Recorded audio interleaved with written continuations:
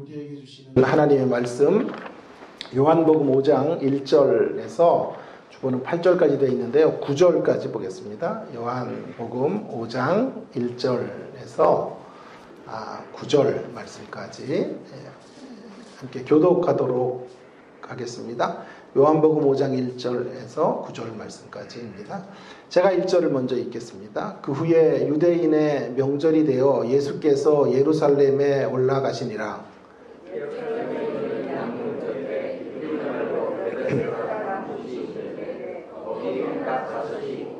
그 안에 많은 병자, 맹인, 다리 저는 사람, 혈기 마른 사람들이 누워 물의 움직임을 기다리니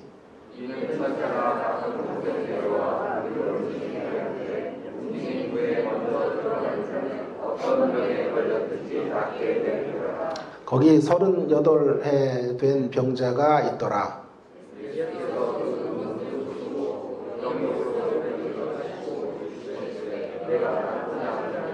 병자가 대답하되 주여 물이 움직일 때에 나를 못에 넣어주는 사람이 없어 내가 가는 동안에 다른 사람이 먼저 내려가나이다.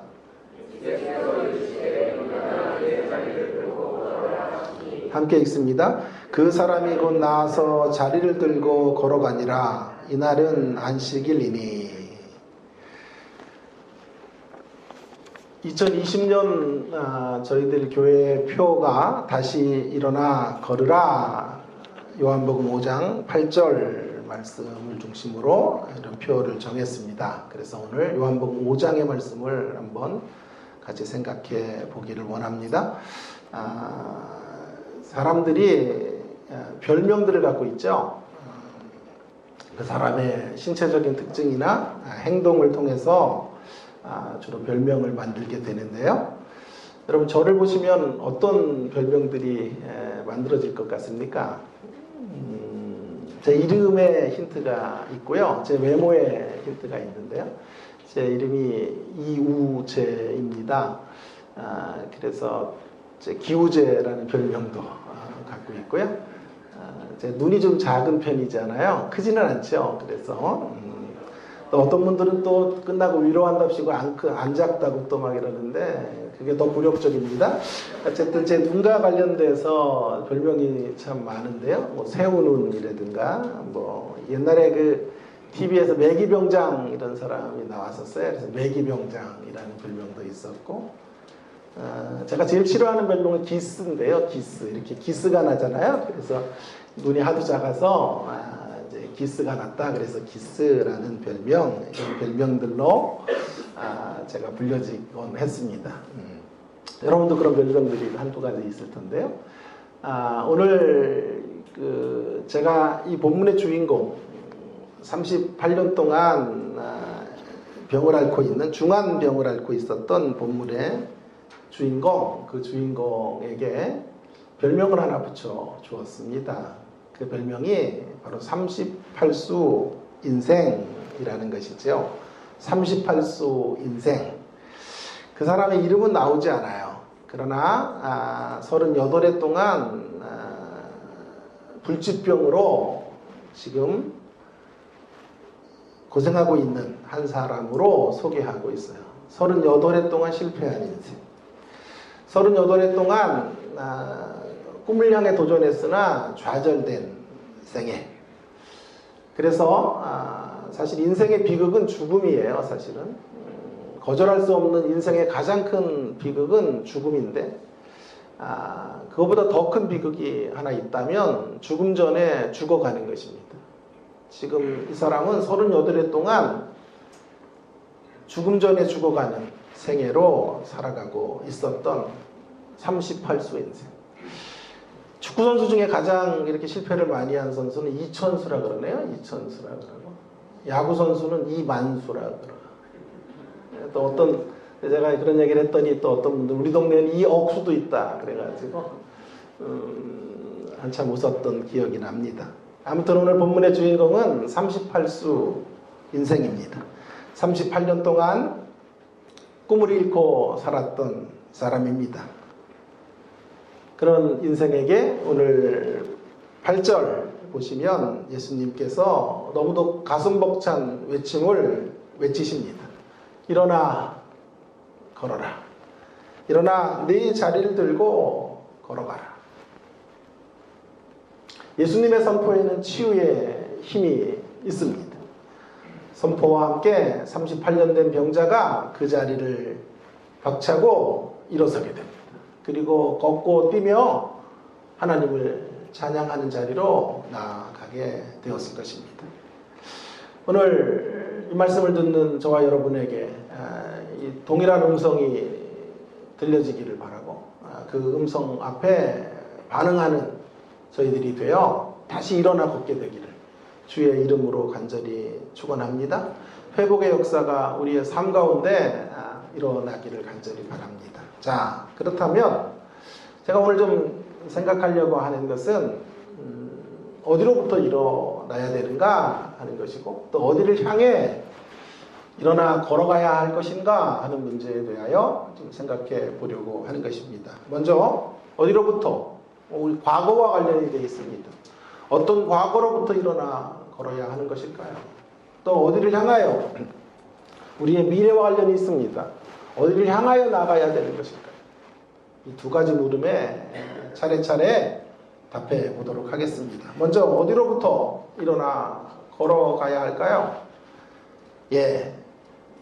여러 가지로 설명할 수 있겠습니다만은 이렇게 말하면 틀리지 않을 것입니다. 우리들이 가지고 있는 상처의 자리로부터, 그 상처로 인해 생겨진 좌절된 꿈의 자리로부터 일어나 걸어가야 한다 라고 말씀드리고 싶습니다.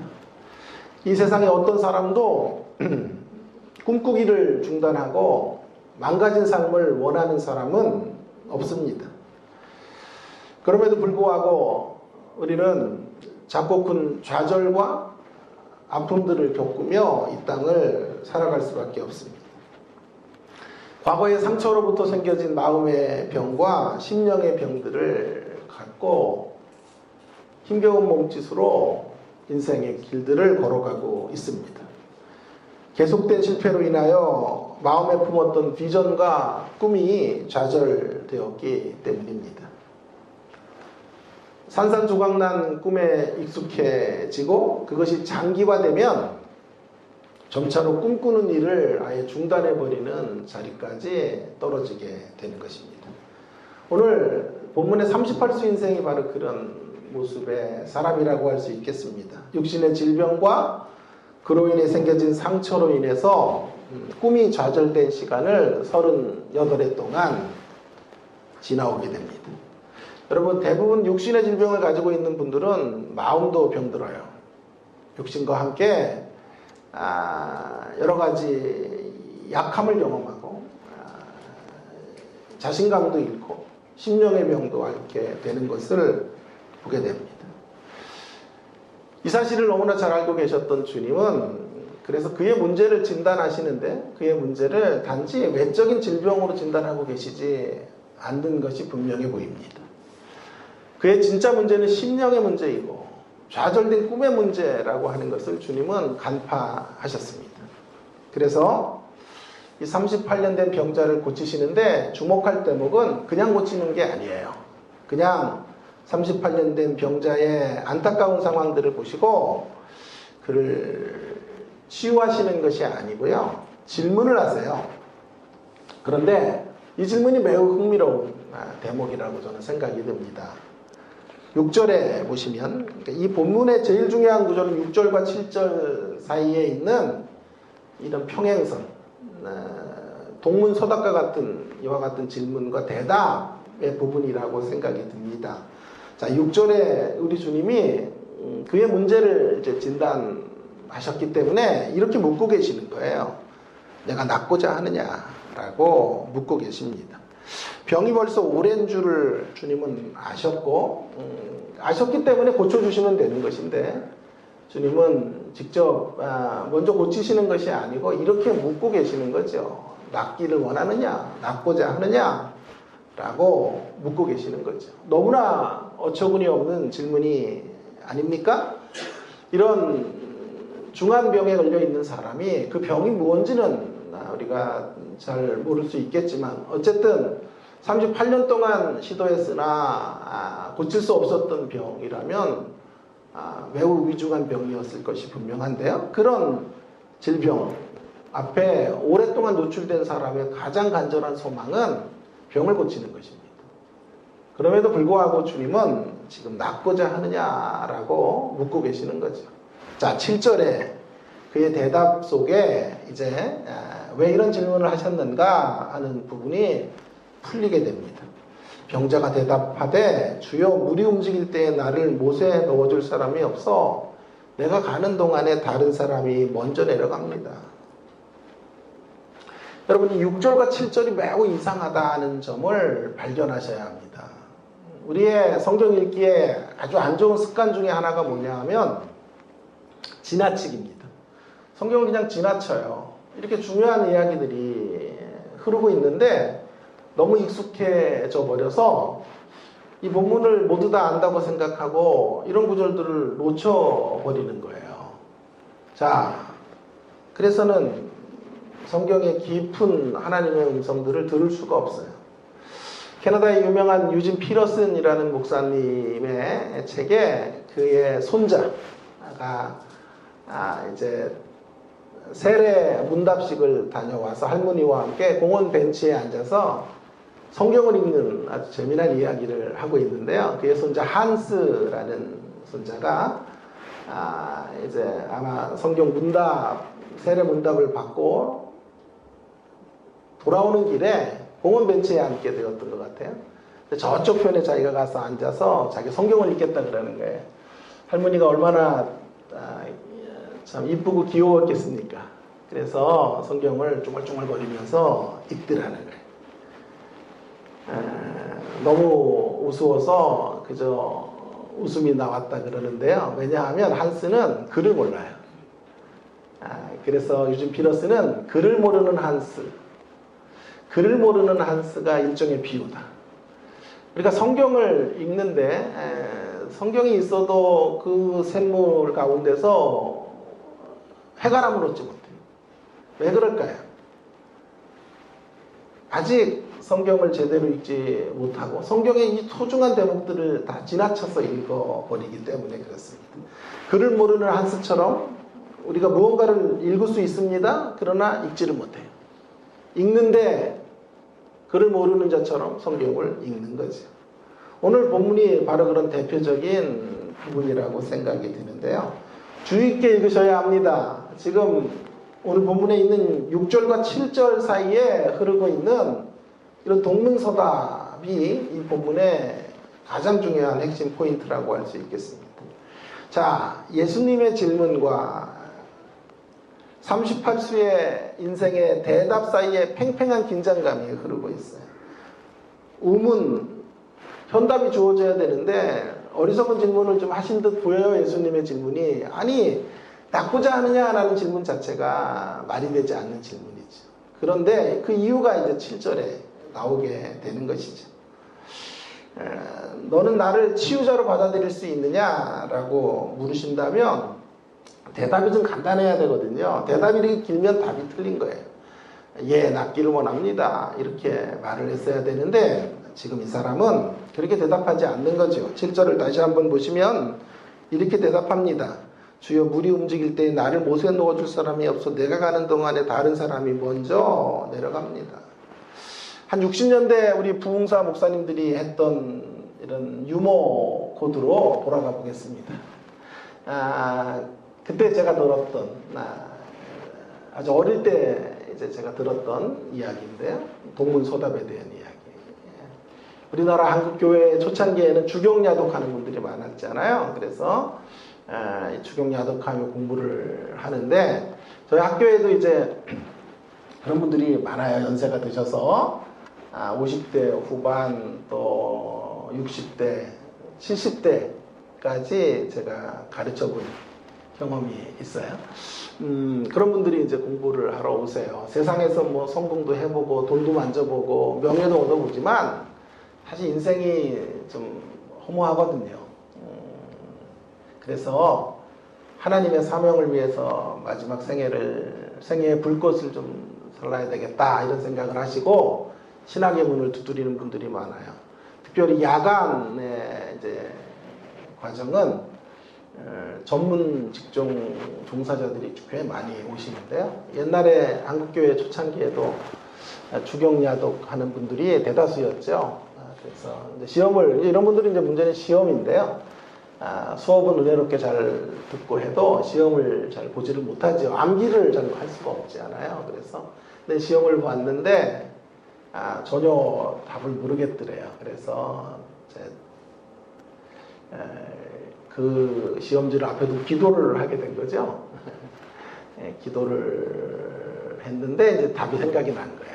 그래서 이렇게 답을 적었다 그러죠. 하나님은 모든 정답을 아십니다. 그리고 저는 그 정답에 동의합니다. 이렇게 답을 적었다 그래요. 그랬더니 교수님이 이제 방학이 돼서 이제 채점을 하는데 이상한 답이 올라온 거예요. 그래서 이거 어떻게 해야 되나, 점수를 F를 주거나 하면 신속 모독죄에 빠지는 거 아니에요, 이 교수가. 그러니까 교수님도 또 기도를 했다 그러죠. 그래서 점수를 이렇게 줬다 그러네요. 하나님 100점, 너는 0점, 이렇게 점수를 현명한 교수님이 주셨다고 하는데, 오늘 한 60년대쯤 우리가 신앙생활 할 때 부흥사 목사님들에게 많이 들었던 이제 유머였죠. 오늘 본문 안에 그런 동문서답이 있다 이 말이에요. 여러분, 이 병자의 진짜 문제가 무엇인지가 이 대답 속에서 드러나고 있는 거예요. 주님은 낫고자 하느냐라고 물으셨는데, 이 병자의 대답은 낫기를 원합니다가 아니에요. 예, 저를 치료해 주십시오. 이렇게 주님 앞으로 나아가는 것이 아니에요. 이 대답 속에 이 병자가 가지고 있었던 진짜 문제가 외적인 질병만이 아니라 내면의 병이고 심령의 병이고 삐뚤어진 가치관이라고 하는 것을 알게 됩니다. 예수님의 질문 앞에 예라고 대답할 수 없는 심령 상태가 진짜 문제인 거죠.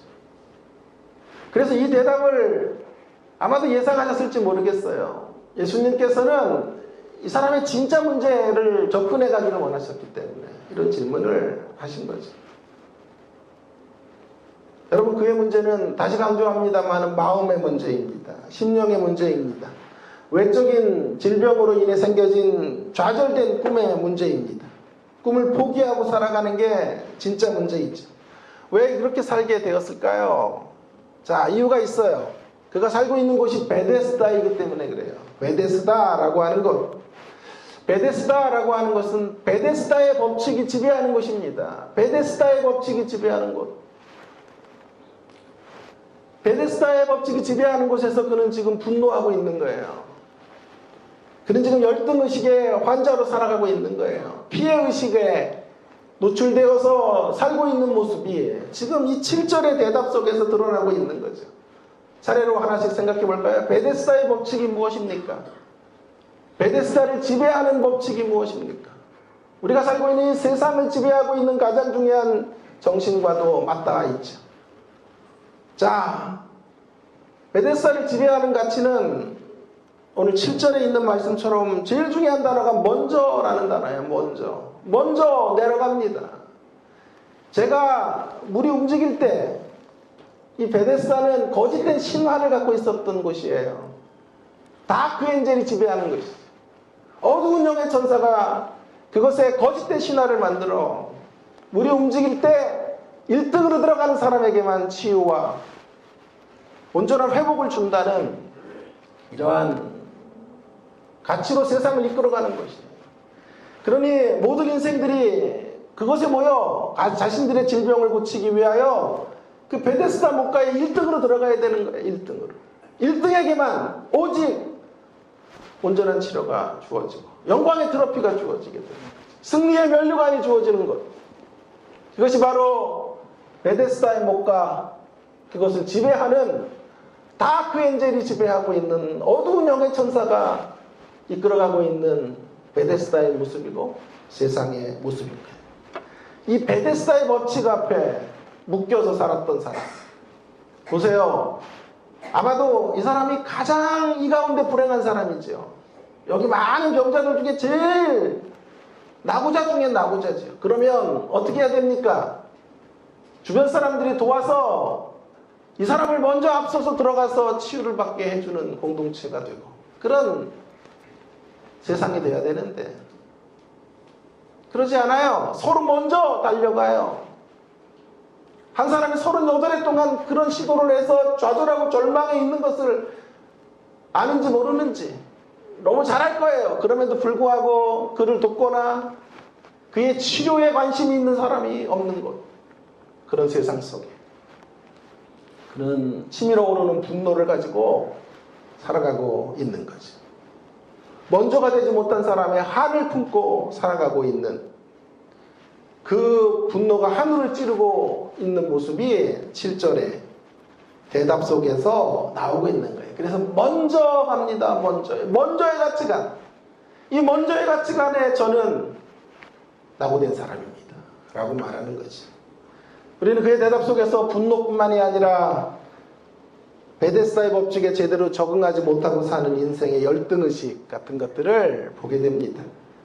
그는 자신이 먼저의 대열에서 밀려났기 때문에 이렇게 힘들게 살고 있다고 깊은 열등의식 속에 살아가고 있는 열등의식의 환자인 것을 7절에서 노출하고 있는 거죠. 뿐만 아니라 피해의식을 우리는 여기서 보게 됩니다. 그의 모든 불행의 원인을 상대에게 넘기는 거예요. 자, 그래서 다시 보세요. 병자가 대답하되 주여 물이 움직일 때 나를 못에 넣어주는 사람이 없어. 다른 사람들 때문에 내가 가는 동안에 다른 사람이 먼저 갑니다. 다른 놈들 때문이라는 거지. 환경 때문이라는 거지. 좋은 부모를 만나지 못했기 때문이라는 거죠. 경제적으로 넉넉하지 못했기 때문이라는 거죠. 좋은 남편, 좋은 아내를 만났으면 이렇게 살지 않았을 텐데 좋은 시대를 만나지 못하고 좋은 환경을 갖지 못해서 내가 이렇게 비참해졌다라고 말하고 있는 것이죠. 그래서 자신을 못에 넣어줄 사람이 없고 다른 사람이 앞서가는, 앞질러가는, 그래서 나의 길을 방해하는 사람들 때문에 내가 이렇게 살고 있다는 처절한 피해의식 속에 살아가고 있는 38수 인생의 모습을 보는 것이죠. 그래서 이렇게 말하면 되겠어요. 나는 지금 분노하고 있습니다. 나는 열등의식의 환자입니다. 나는 피해의식에 시달리고 있습니다. 주님은 바로 이 대목을 고쳐주기를 원하신 거예요. 이 38수 인생의 진짜 문제, 그래서 그것으로 인해 깨어져 버린 꿈, 그 꿈의 자리로부터 그를 일으켜 세우기를 원하셨던 거죠. 여러분, 깨어진 꿈에 길들여진 사람은 늘 이와 같이 삽니다. 앞으로 이루어지지도 않은 사건 앞에 희망을 갖고 절망부터 끌어안아요. 늘 깨어진 꿈에 익숙해져 버리면 인생의 관점이 언제나 부정적이고 패배적이에요. 그리고 더 잘나 보이는 사람들 앞에 서면 분노를 폭발해요. 여러분, 우리가 오늘 얼마나 이 베데스다의 법칙에 지배를 받고 그 베데스다의 법칙 속에 나를 맞추다가 상처를 입고 살아가는지 모릅니다. 그래서 세상과 자신을 향하여 말할 수 없는 독소를 퍼붓고 휘청거리며 인생을 살고 있는 것이죠. 베데스다의 법칙이 지배하는 세상 가운데 힘겨운 삶을 사는 우리의 공통점은 크기와 모양, 색깔이 다를 뿐 동일합니다. 모두 절규하며 사는 거예요. 루저들만 절규하는 게 아니라 위너들, 뭔가를 얻은 사람들도 절규할 수밖에 없어요. 세상에 그 베데스다의 법칙 자체 안에서는 모두 다 몸살을 앓을 수밖에 없고 모두 다 환자로 아픈 자신의 한계들을 드러내며 살 수밖에 없어요. 저는 남아공에 2년 몇 개월 동안 유학을 했습니다. 남아공의 백인들의 삶의 수준은 세계 5대 다섯 손가락 안에 들 정도로 높습니다. 2%의 남아공의 백인들이 98%의 땅을 지배하고 있어요. 영국과 네덜란드 사람들을 주축으로 한 백인들이죠. 주말에는 그들의 농장을 우리가 방문하기를 좋아했는데요. 교인들과 함께 주로 나갔는데요. 차로 한 10분을 달려도 농장이 끝나질 않아요. 그러면 그 2%대 사람들은 행복해야죠. 결국 행복하지가 않더라고요. 비 오는 날 길을 지나다가 대저택을 지나다니면요. 잘못하면 감전사고가 나요. 왜냐하면 흑인들이 담을 넘어오는 것이 무서워가지고 거기는 전기장치를 해놔서 지지직 소리가 나기도 하고 높이 철탑을 만들어서 총기 사고 같은 것을 방지하기 위해서 그런 거죠. 그리고 가드들이 집안에 총을 차고 그들을 지켜요. 제가 살았던 아파트도 한번 새벽에 제가 공부를 하다가 갑자기 총기 담을 넘어오는 흑인을 본 거예요. 가드가 총을 쏘고 그 반격으로 또 흑인이 총을 쏘는 그 상황들을 제가 두 눈으로 목도를 했어요. 여러분, 이 베데스다의 법칙이 지배하는 세상 속에 무언가를 얻은 사람들은 그것을 얻은 것을 지켜가야 되기 때문에 불안하고 초조하고 두려움에 휩싸여 있어요. 그래서 잃어버린 사람은 자신들에게 없는 것들을 빼앗아 자신의 것들이 되게 하기 위해서 또 분노를 바라며 살아가고 있게 되는 것이죠. 그래서 이런 베데스다 법칙이 지배하는 세상 속에서는 모두 다 아플 수밖에 없고 모두 다 좌절된 꿈을 일정 부분 갖고 살아갈 수밖에 없어요. 많은 사람들이 정말 내가 원했던 결혼을 한 후에 결혼 생활이 아니라고 절교하죠. 연애 때는 너 없이는 못 살아 하다가 결혼을 하면 너 없어야 살아 이렇게 바뀌는 부부의 모습들을 보는 거죠. 마치 왼수가 만나서 사는 것처럼 으르렁거리고 살아가고 있는 모습들을 봅니다. 좌절된 결혼 생활의 한 단면이라고 할 수 있겠습니다. 좌절된 진로, 좌절된 직장에 대한 꿈을 토로하며 살아가는 이들이 얼마나 많은지 몰라요. 이건 내가 원했던 직장이 아니야. 이건 내가 원했던 학교가 아니야. 라고 말하는 이들의 분노와 그들의 좌절된 꿈의 절규의 목소리들을 듣게 되는 것이죠. 그런가 하면 교회를 향한 좌절된 꿈으로 인해 고통스러워하는 분들도 저는 너무나 많이 보았습니다. 많은 분들이 교회 안에서 세상에서 받았던 상처들을 치료받고 교회 안에서 위로를 경험하고 새로운 회복의 자리로 나가야 하는데 세상보다 교회가 더 무섭다라는 생각들을 하게 만들 정도로 지금의 한국 교회는 많은 어려움들을 겪고 있습니다.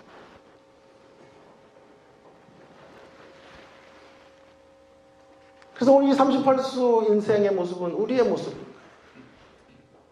어떤 특정한 한 사람의 모습이라기보다 우리 모두가 이 베데스다의 법칙 안에서 경험할 수밖에 없는 분노, 열등의식, 피해의식의 모습이라고 할 수 있어요. 주님은 그런 우리들을 향하여 지금 외치고 계시는 거죠. 일어나 내 자리를 들고 걸어가라.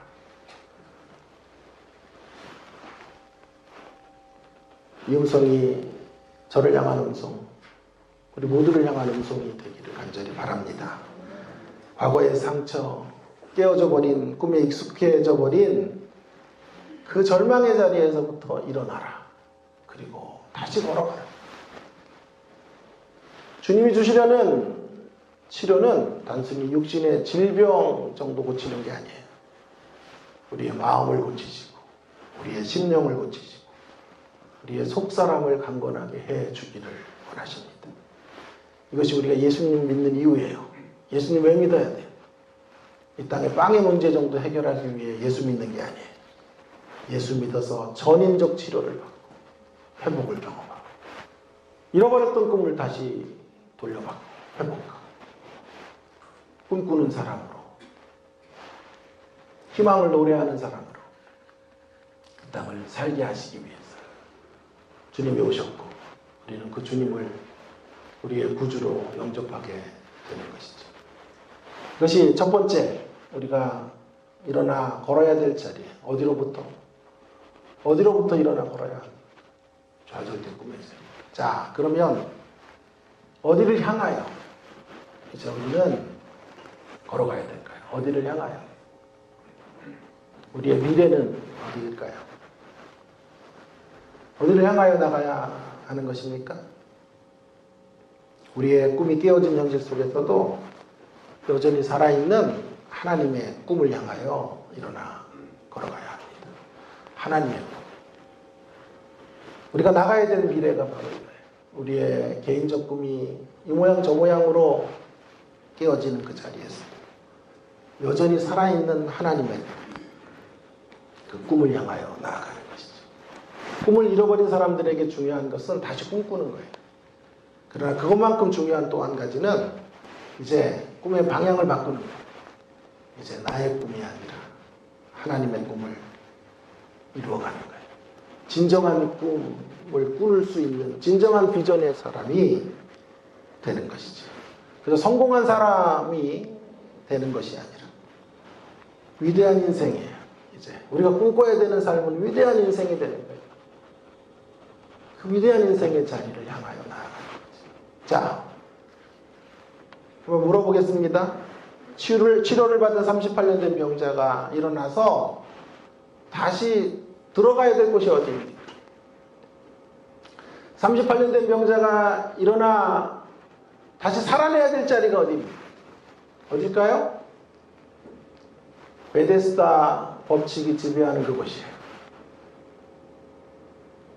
그가 치료를 받고 회복을 경험하고 저 변화산으로 올라가는 게 아니에요. 다시 그가 살아내야 될 자리는 베데스다의 목가가 지배하는 세상이에요.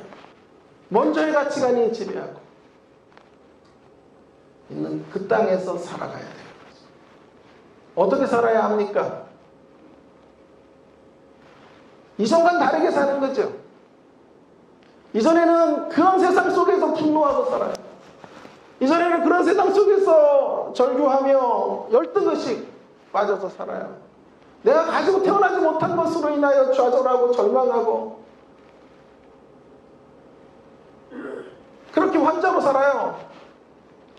이전에는 피해의식, 모든 문제들을 상대에게 떠넘기고 남을 탓하고 환경을 탓하고 시대를 탓하고 부모를 원망하고 남편을 원망하고 자식들을 원망하고 살았던 삶, 그 삶의 자리로부터 일어섰다면 이제 그런 삶을 반복하지 않는 거예요. 베데스다 법칙이 지배하는 곳에 여전히 들어와 살아야 하지만 이제 더 이상 분노하지 않아요. 열등의식을 해결받은 자로 살아가요. 피해의식이 이제 더 이상 존재하지 않는 삶의 자리로 나아가는 거예요. 동일한 세상을 다른 가치로, 다른 정신으로, 다른 비전으로, 다른 시선으로 살아가는 사람이 되는 것이죠. 자신의 이전에는 야망을 성취하기 위해 살았어요. 이제는 하나님의 꿈을 이루는 삶으로 나아가는 삶을 영위하게 되는 것이죠. 전에는 베데스다의 법칙에 휘둘려 살아요. 거기에 발목이 붙들려 살아요. 그러나 이제는 다시 일어나 걷게 되는 것을 통하여 주님의 치료와 회복을 통하여 하나님의 가치에 붙들려 살아가는 인생이 되는 것입니다. 휘둘리지 말고 붙들려 사는 인생이 되는 것이죠. 그러기 위해서 주님은 이 사람의 외적인 질병만을 고쳐서는 안 되시는 거죠.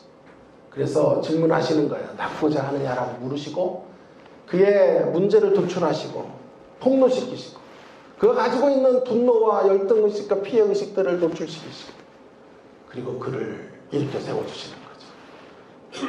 그래서 미래로 가게 하시기 위해서, 더 나은 내일을 향해서 이제 꿈꾸는 사람으로 살아가도록 하시기 위하여, 다시 베데스다의 법칙에 들어와 살지만 그 베데스다의 법칙을 지배당하지 않고 살아가는 새로운 인생, 새로운 라이프 스타일로 이 신앙의 길들을 걸어가도록 하시기 위해 이런 질문의 과정을 통해 그를 고치고 계시는 것입니다. 이를 위해서 중요한 것은 하나님과 더 깊어지는 삶, 하나님과 더 친밀해지는 삶의 자리, 그 삶의 자리로 나아가기를 주님은 원하신 거죠. 38년 동안 아픈 시간들이 있었기 때문에 그의 외적인 질병이 딱 고쳐진다고 그 아픈 시간을 되돌릴 수 있는 건 아니에요. 그 아팠던 시간만큼 잃어버렸던 많은 것들을 회복하기 위해서 주님은 그의 미래를 응원해주고 계시는 거죠. 더 복된 미래를 살아가도록 하시기 위해서 그의 심령을 고치시고 그의 꿈을 새롭게 찾을 수 있게 하신 거예요. 그래서 더 이상 베데스다의 법칙이 지배하는 세상 속에서 휘둘리지 않고, 다시 강조합니다, 하나님의 말씀에 붙들려 살아가는 생애가 되게 하시기를 원하시는 것이죠. 사랑하는 여러분, 이것이 우리가 가야 될 자리입니다.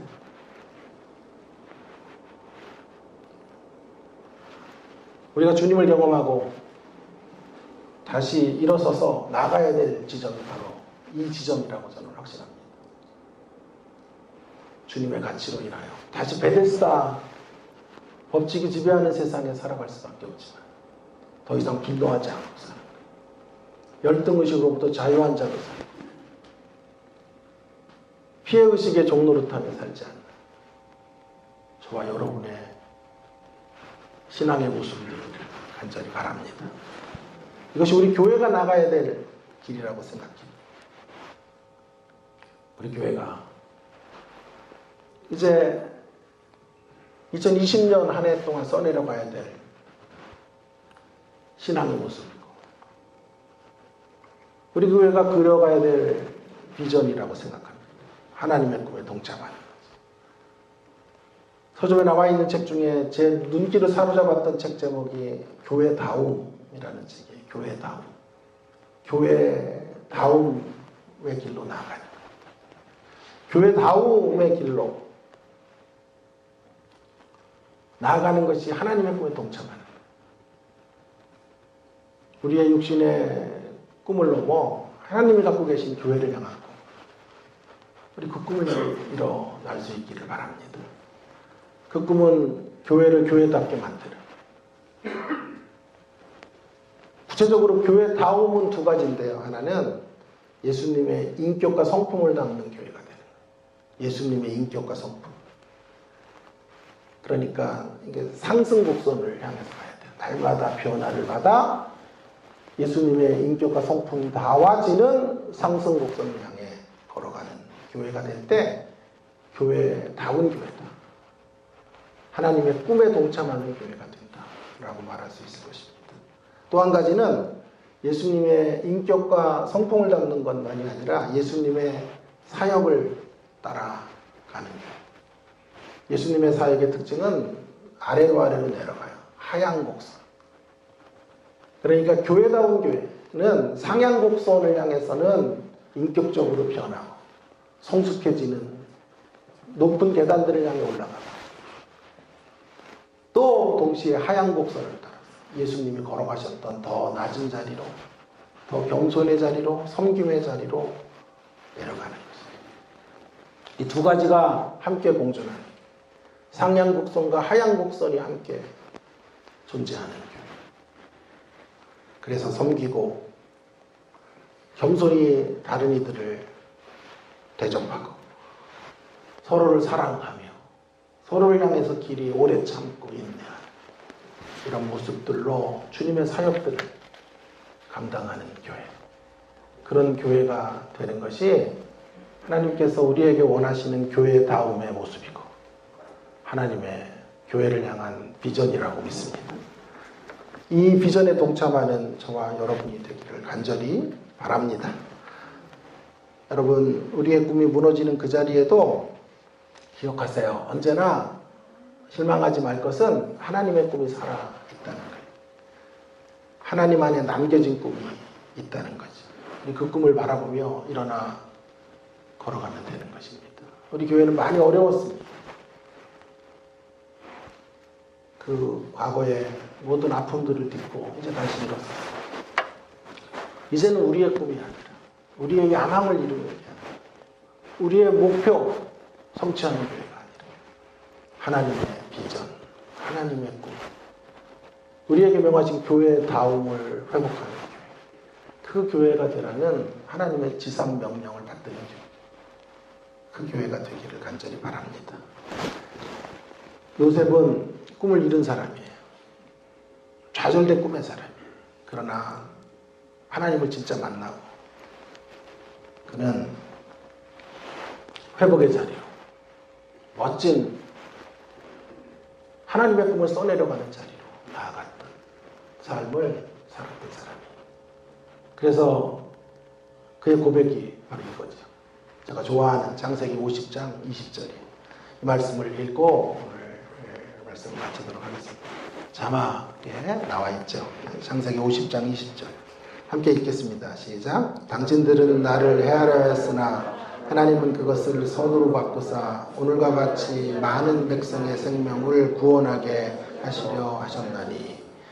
자, 이거 무슨 말입니까? 요셉의 간증이 이것입니다. 형님들은 악한 계획으로 나의 꿈을 산산조각 내어버렸지만 하나님은 거기서도 나를 통하여 하나님의 꿈을 이루어가도록 하셨습니다. 그 사단의 공격에서도 형제들의 미움 속에서도 죽음의 땅에서도 죄악의 자리에서도 하나님의 꿈은 여전히 살아있어요.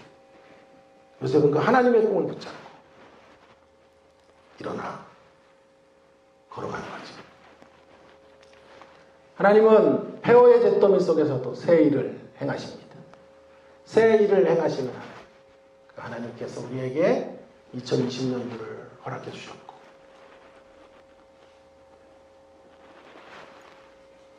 우리의 길들을 이끌어 주실 거예요. 중요한 것은 우리가 얼마나 많은 꿈을 잃어버렸는가가 아니에요. 어떤 꿈이 아직도 남아있는가. 하나님 안에서 어떤 꿈이 아직도 남겨져 있는지 알아보시고 그 하나님의 꿈을 붙잡고 일어나가는 주님의 십자가교회 모든 성도님들 되기를 주의 이름으로 축원합니다. 함께